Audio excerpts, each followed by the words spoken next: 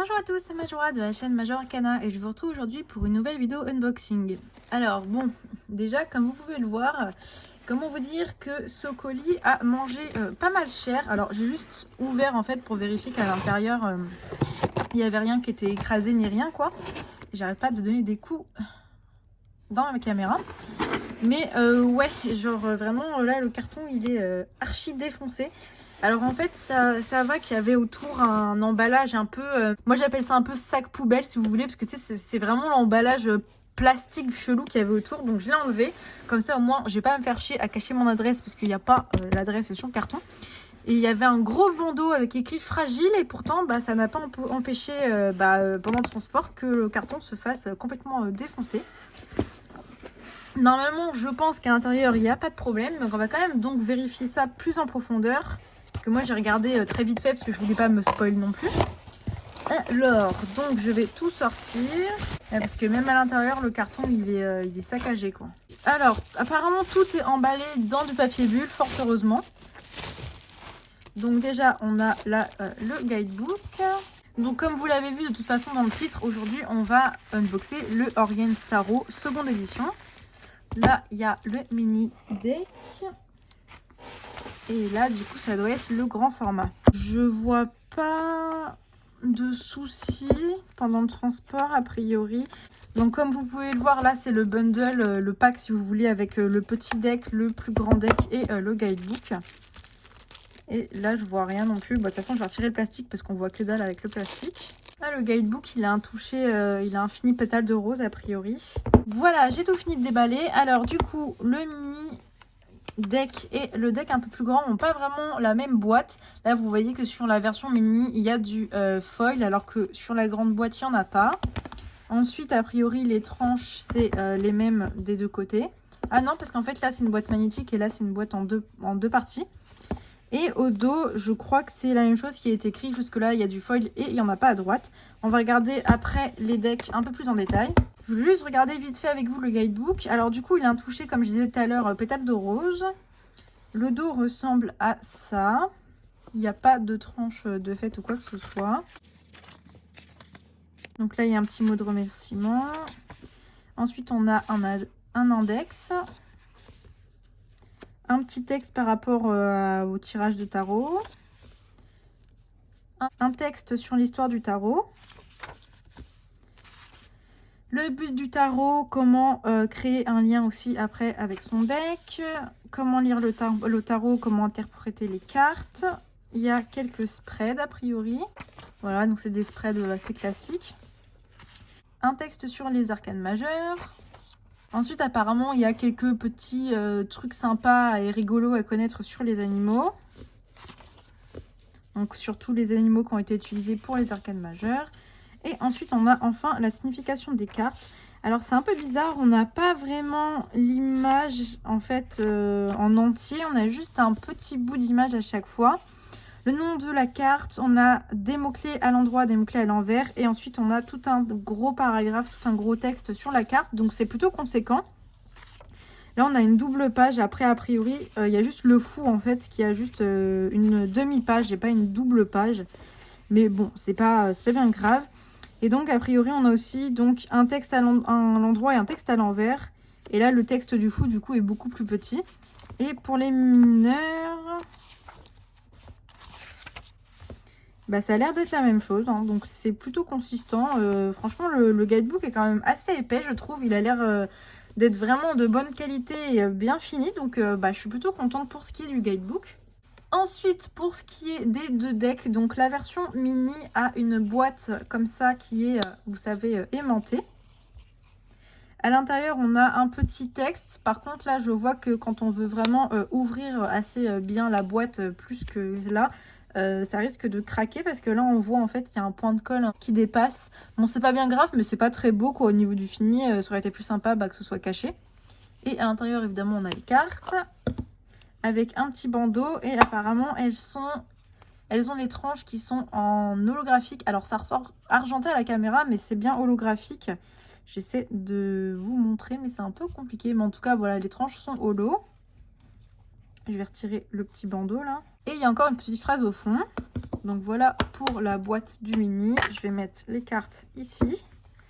Et pour la version standard, la version plus grosse quoi en termes de taille, on a la même chose à l'intérieur du couvercle. Et là je suppose qu'au fond, voilà, on a pareil. Donc je vais retirer la boîte.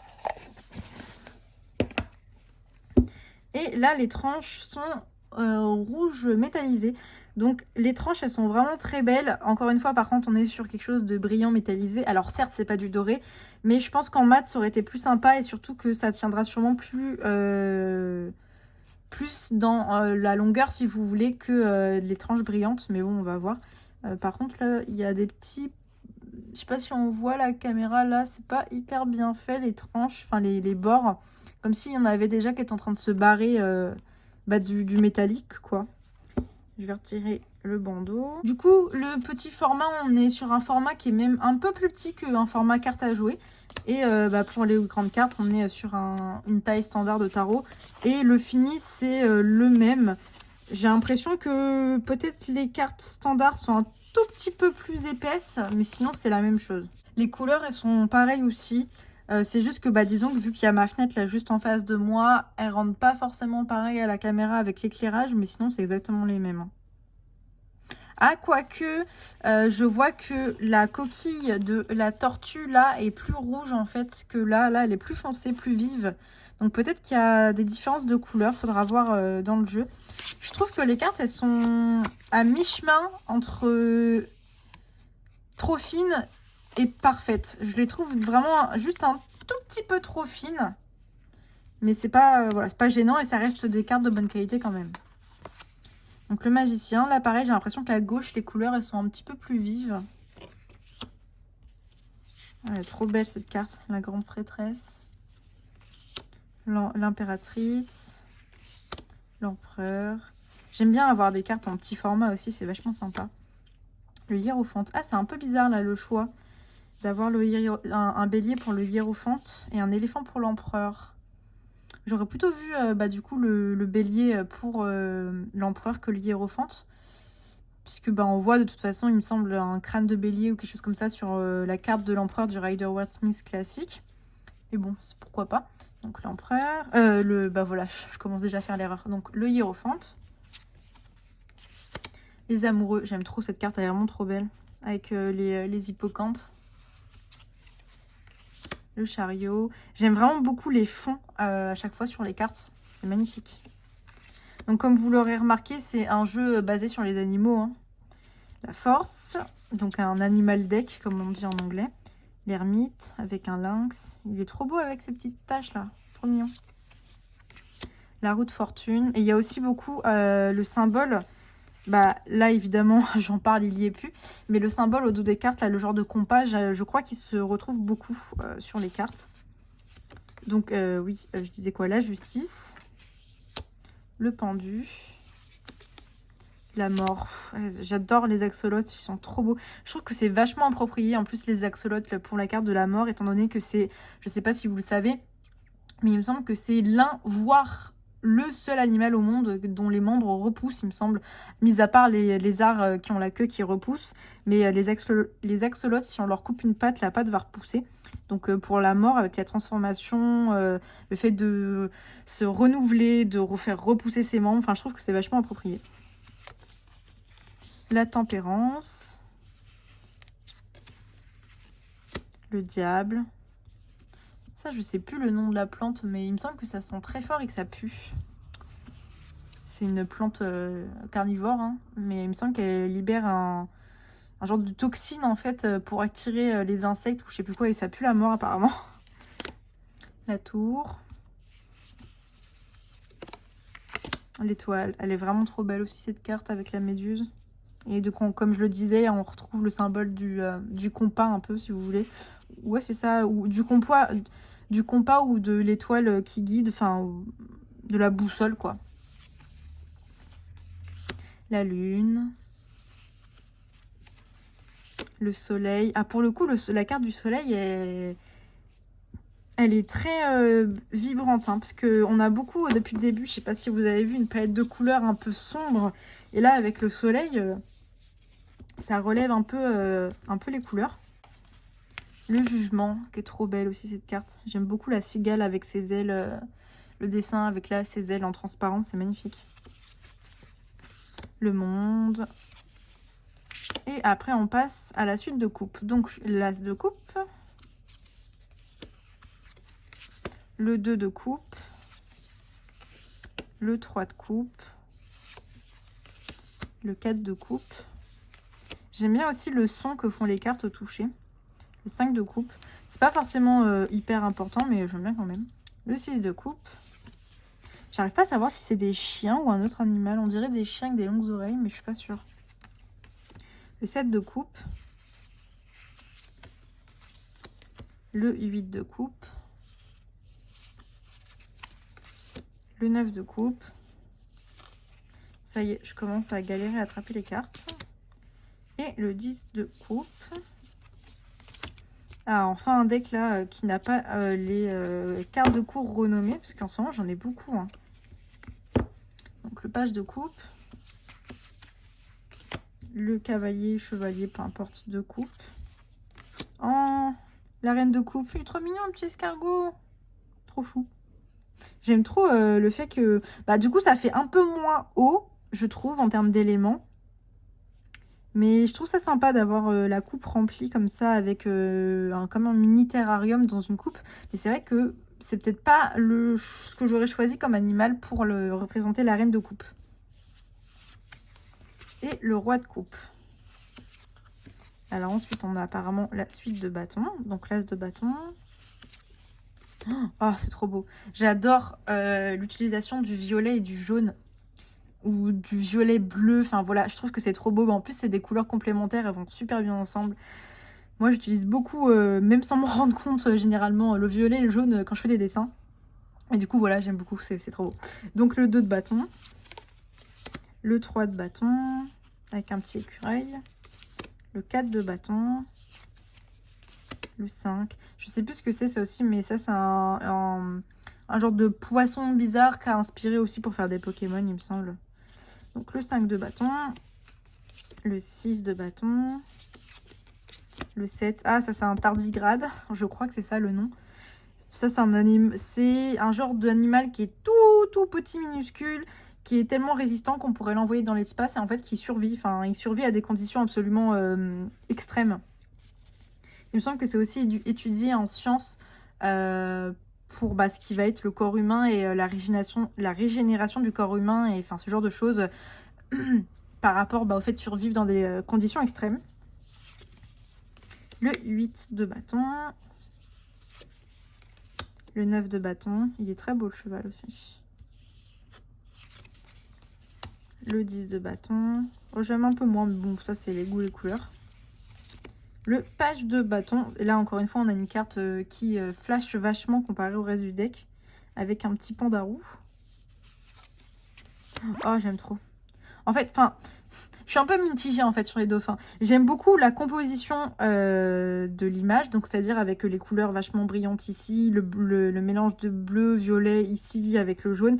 Mais le dauphin, j'ai beaucoup de mal. Je sais que c'est un animal qui est adoré par une énorme partie de la population.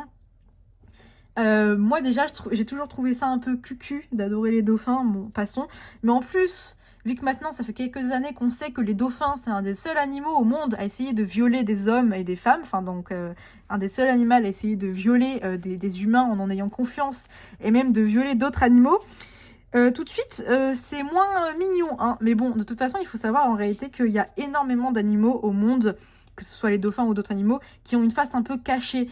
Je sais pas si vous le saviez par exemple, mais les chevaux, ils mangent aussi des souris et d'autres petits rongeurs, alors que ce sont des herbivores. Mais en fait, j'ai appris il y a quelques temps que la limite entre que les espèces, c'est pas aussi... comment dire, trancher la limite entre herbivores, carnivores, omnivores, etc. C'est-à-dire qu'en fait, ça peut arriver à des herbivores de bouffer de la viande pour les protéines, etc. Et inversement, ça peut arriver, j'ai vu, c'était des loups qui mangeaient des baies. Moi, mes chiens, ça peut leur arriver de manger des fruits et des légumes alors que c'est censé être des carnivores stricts. Mais mes chats, c'est pareil, ils bouffent un peu tout ce qu'ils trouvent dans le potager, donc y compris des fruits et des légumes.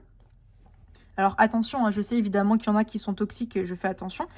Mais je ne savais pas aussi que c'était valable pour les herbivores. Et par exemple, il y a les toucans aussi qui bouffent, je sais plus, c'était pareil, des souris ou même des oisillons. Enfin, c'est dégueulasse.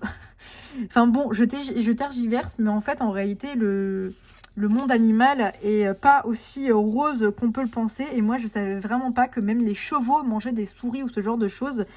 Ça brise un peu le mythe, quoi. Donc, la reine de bâton, je sais plus ce que c'est, on dirait un genre de chinchilla un peu. Et bah, évidemment, le roi de bâton avec un lion. L'as de pentacle.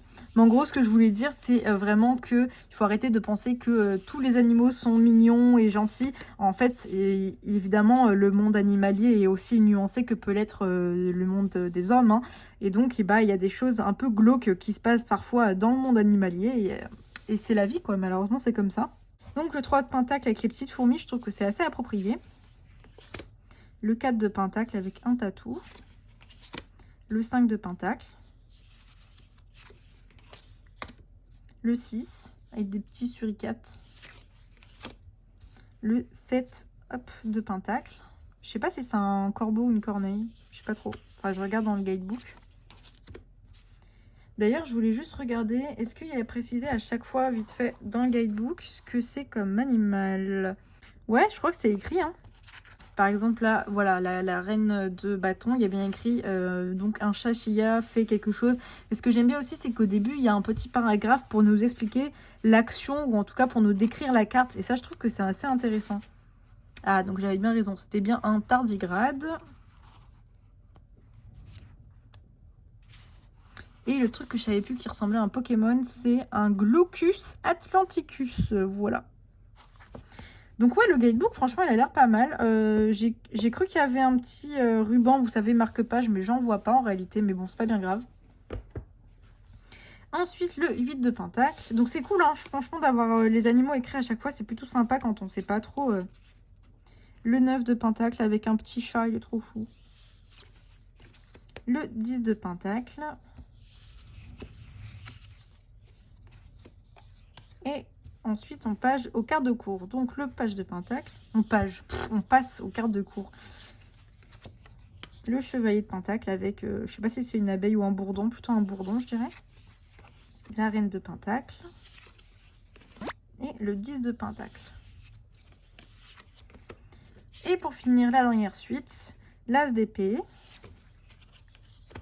Le 2 d'épée. Oh, il est trop beau, le poisson. Il est vraiment trop beau. Le 3 d'épée. Le 4 d'épée. Pareil, là, c'est plutôt bien choisi, je trouve, le paresseux. Le 5 d'épée. Oh, trop belle. La remonta aussi. Le 6 d'épée. Le 7 d'épée. Donc, je sais pas. Ouais, c'est une araignée, ça, j'ai l'impression. Je voyais pas bien de là où j'étais. Putain, j'arrive plus à attraper les cartes.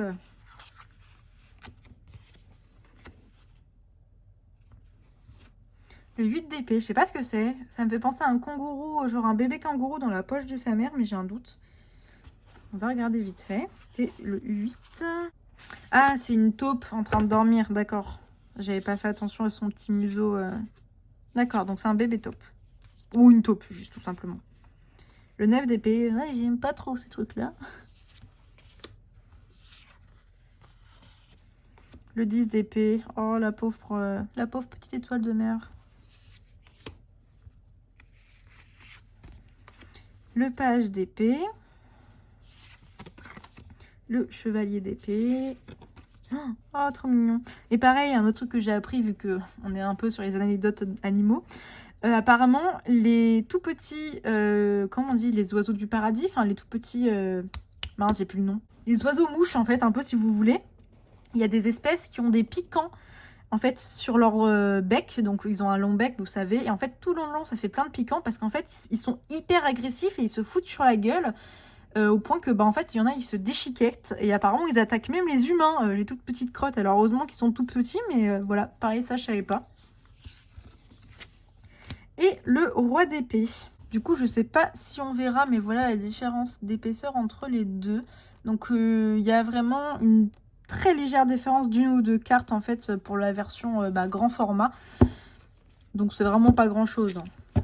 Mais j'aime bien en fait avoir moi des tout petits decks aussi, c'est vachement pratique. Et à chaque fois au final c'est souvent ceux que j'utilise le plus parce que c'est ceux que je peux avoir sous la main et puis c'est plutôt cool.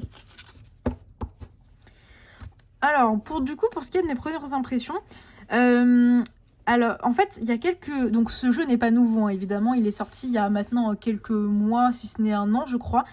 J'ai même vu, je l'ai vu que récemment, j'ai vu qu'il était, peut-être qu'il allait être disponible sur Amazon, parce que j'ai vu qu'il y avait une page Amazon qui avait été créée, donc il y a moyen qu'il y ait les droits qui a été rachetés pour la publication, enfin la distribution du jeu, et que du coup ils sortent en mass market, donc bah tant mieux pour vous j'ai envie de dire. Si la qualité est aussi bonne que le jeu tout publié, bah tant mieux, et puis bah moi j'ai plus que mes yeux pour pleurer, mais bon c'est pas bien grave non plus. Surtout que je ne sais pas s'il y aura le gros guidebook. D'ailleurs, vous l'aurez remarqué, pas de petit guidebook, hein, du coup. Que ce soit dans l'un ou dans l'autre, il n'y a vraiment rien du tout. Je suppose que peut-être il y a un... Il me semble qu'il y a un PDF, je crois. Attendez, je vais regarder mes mails, vu que je suis sur mon bureau pour une fois. Si, voilà, donc il y a bien un PDF qui fait 13 émos. Je vais l'ouvrir juste de spi, parce que vu que je suis sur le PC, autant en profiter. Comme ça me fait des trucs en moins à rajouter au montage.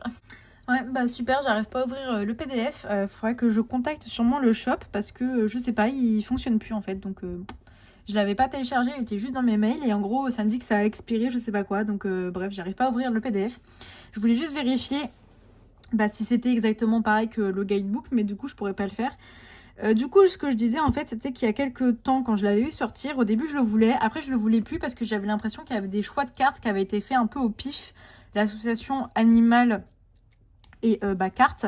Et au final, je trouve qu'il y a quand même des choix qui sont dans la majorité plutôt bien réfléchis. Bon, après, il y a des choix un peu... voilà, un peu... je dirais pas que ça a été choisi au hasard, mais genre, je sais pas, par exemple... voilà, par exemple, je sais pas pourquoi est-ce que c'est l'écureuil qui a été choisi pour le 3 de bâton. Là, pourquoi un panda roux? Je sais pas encore, j'ai pas lu, évidemment, vu que je viens de recevoir, j'ai pas lu le guidebook pour savoir si c'est expliqué. J'essaierai de vérifier tout ça dans la partie review qui viendra juste après pour vous, mais qui sera pour moi filmée d'ici à plusieurs semaines, pour voir si les choix, en fait, ils me semblent justifiés. Parce que pour tout ce qui est les majeurs, forcément, les choix, c'est plus simple parce que c'est des gros traits.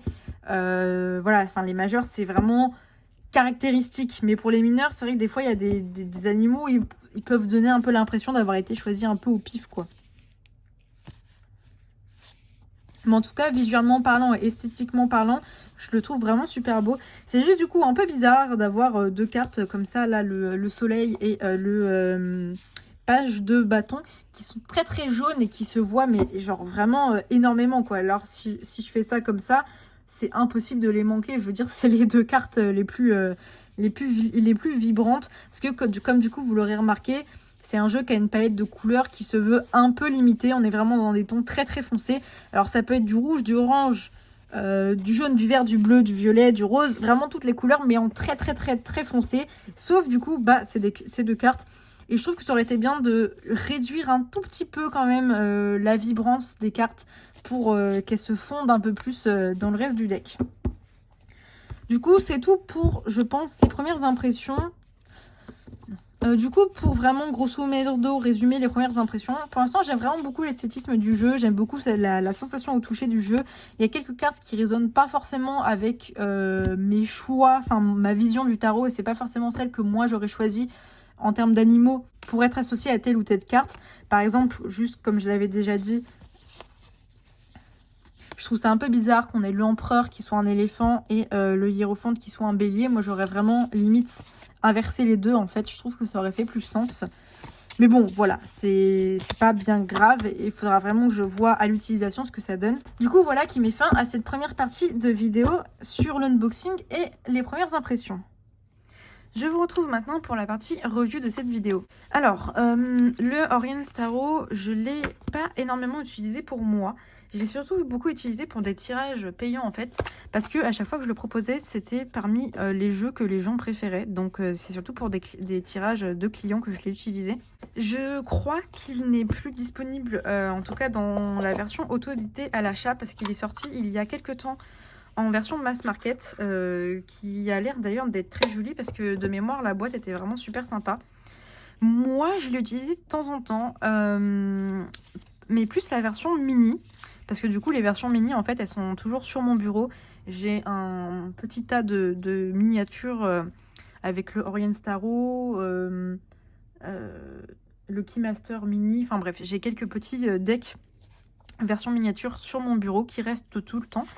Et du coup, c'est plus cette version-là que j'ai utilisée, plus pour avoir un peu un esprit d'animal, pour m'aider pour une semaine ou une journée, des choses comme ça, que pour vraiment utiliser en tant que tarot pour le coup.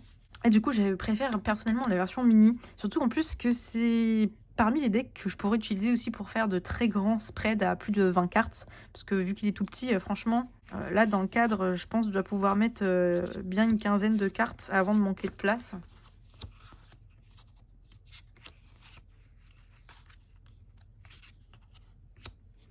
Bon, je m'y suis pris comme un pied, mais là, voilà, il y a déjà 10 cartes et je peux encore en rajouter. Du coup, j'ai pas grand chose à dire dessus. Donc oui, pour moi, personnellement, c'est pas un jeu vers lequel je me tourne beaucoup, mais par contre, pour le coup, il est vraiment magnifique, ça, il n'y a pas de doute dessus. Et bah oui, en tout cas, quand je fais des tirages pour des clients, bah il y a beaucoup de gens qui l'aiment bien. Je sais pas vraiment pourquoi, bah je pense que c'est juste parce que beaucoup de monde aime des animaux. Par contre, j'adore cette carte. Je trouve ça étonnant d'avoir inclus un tardigrade dans un deck sur les animaux. Mais bah en tout cas, c'est plutôt cool et je le trouve vraiment trop mignon. Les tardigrades, pour ceux qui connaissent pas, c'est des toutes petites bestioles microscopiques qui vivent dans la mousse, si je dis pas de bêtises. Du coup, bah honnêtement, je pense que cette review va être extrêmement courte parce que j'ai vraiment pas grand chose à dire dessus. Je le trouve vraiment très beau, sauf que j'ai un peu de mal avec les decks animaliers, donc forcément à utiliser comme ça, c'est pas forcément le deck que j'utiliserais, mais je sais pas pourquoi. Là, en le regardant, il me donne envie ça me donne envie de l'utiliser, mais plus en été, alors que pourtant il est très sombre. Je sais pas pourquoi. En tout cas, c'est clair que c'est un très bel objet pour ma collection. Surtout qu'en plus, là, c'est des éditions qui sont plus vraiment trouvables. Avec, en plus, là, les tranches en rouge comme ça. Bon, alors, c'est des rouges brillantes, donc c'est pas ce que je préfère. Mais ça change déjà du doré. J'arrive pas à les montrer. Ah, voilà. Du coup, cette review va faire vraiment même pas 3 minutes. Mais j'ai pas grand-chose à vous dire, quoi. J'ai pas vraiment de points négatifs à pointer, à part que c'est un deck animaux.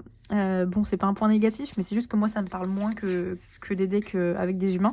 Pourtant, je préfère les animaux aux humains, mais c'est juste qu'ils sont moins expressifs, quoi. Donc forcément, pour faire des tirages de tarot, c'est un peu plus compliqué. En oracle, j'aime bien, mais en tarot, c'est vrai que je suis un peu plus mitigée. Donc bah voilà quoi, j'ai pas vraiment grand chose à vous dire si ce n'est que bah il est sorti en version mass market et donc il sera en lien dans la description. Et puis bah c'est tout pour cette vidéo je pense, hein. Désolée, la review est vraiment très courte, mais comme je dis, j'ai vraiment pas grand chose à dire dessus. J'espère néanmoins que cette vidéo vous aura plu. Comme d'habitude, si vous n'êtes pas abonné à ma chaîne, je vous invite à le faire, ainsi qu'à me laisser les classiques pouces bleus, commentaires et à partager la vidéo si elle vous a plu.